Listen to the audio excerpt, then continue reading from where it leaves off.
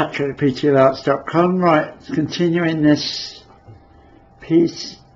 It's kind of difficult to see with all the other paintings around, but I'm kind of advertising my work at the same time, so it could be deemed as being clever or stupid, because other people have, like, you know, you have a green screen.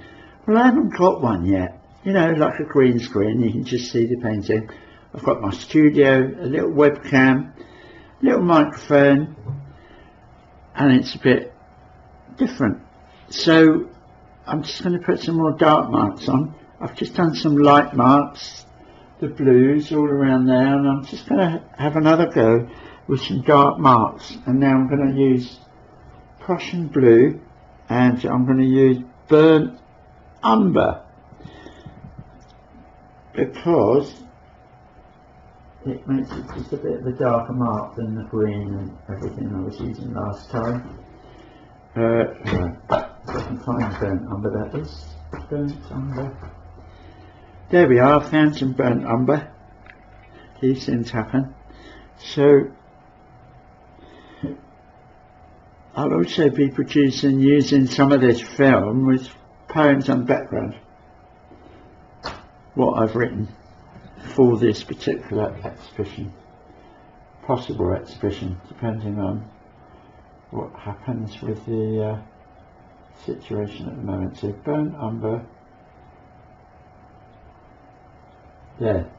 So right, back to just get some yeah, and because the paint's still, you know, it's a long way from dry, and I'm using a different brush this time. It's going to pick up some of the paint I've already got on there, which gives me a chance to get this congruency, which I'd really want. I want actually burnt umber on its own there. Burnt umber. Burnt umber is a great colour for marking some stuff down, because it doesn't take over the whole painting. It's quite earthy. It sort of centers you. It helps with the direction, really, of the work that you're doing. So I find, so I can actually go down further with this, I think.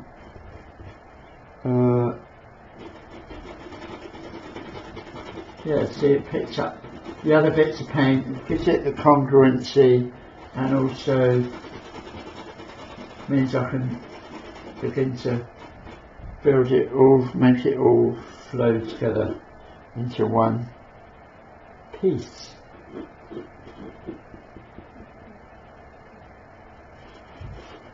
So this, I'm actually going to go for a bigger version of what I was trying to do, I think.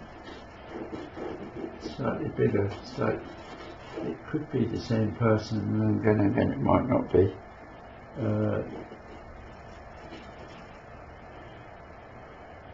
Might not be at all, but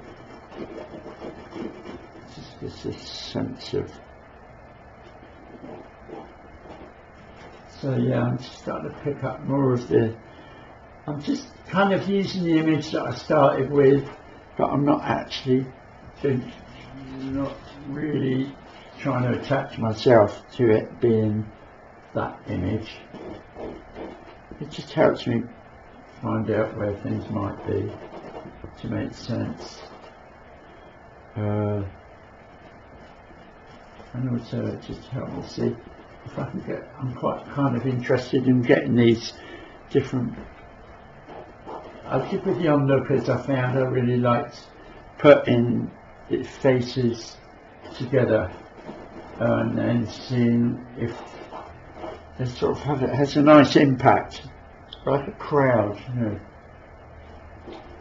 like a crowd, or so yeah, I've got these dark marks nicely sort of, so I might even just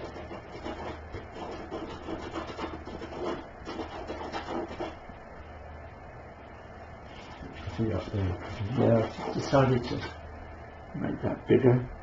So with this Prussian blue, if I can get some Could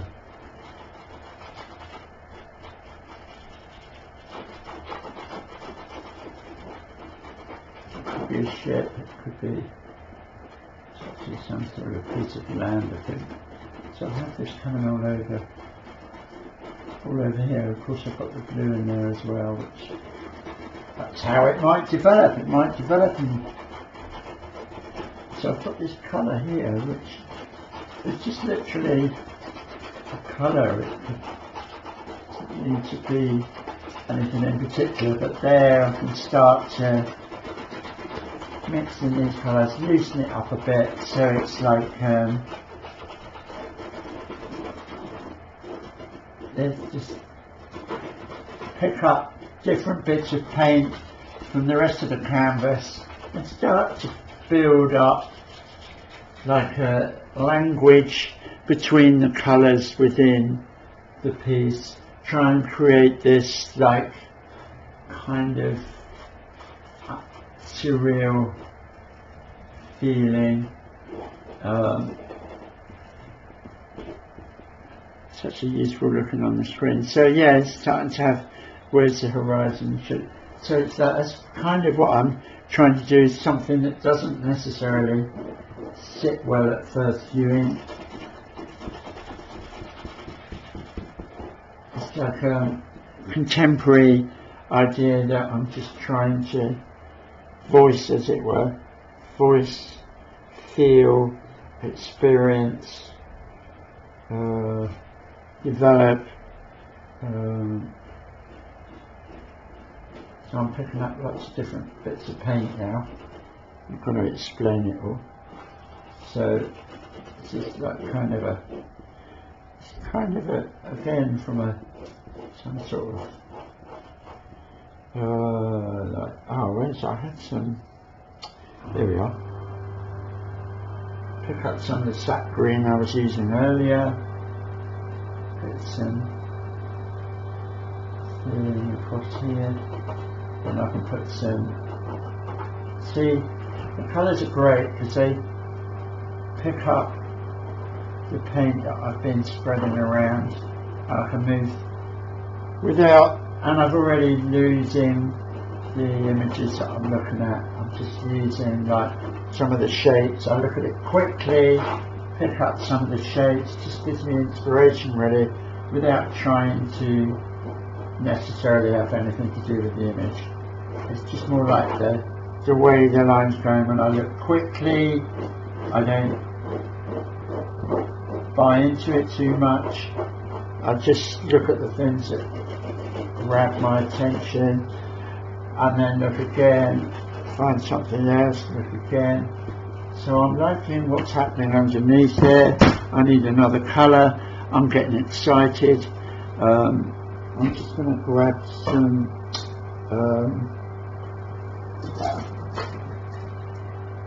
permanent yellow, deep yellow, and just squeeze a bit on here. And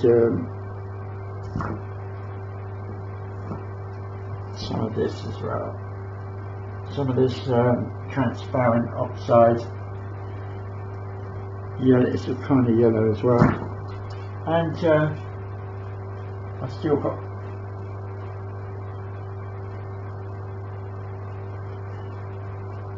and create this I don't know, this like it was the colour that got me in this picture, not the actual image I was not really interested in, but I'm interested in the colours that it's suggesting to me. So this could be, so it's about rhythm as well. Like very often you look at a field or a wheat or blah blah, and therefore it's got this movement of the sea is what my main inspiration. Talking of which, some of this, move this some up here. This is definitely the sea here. Gets the congruency. Of course I've got the colour underneath, which is already beginning to make it interesting.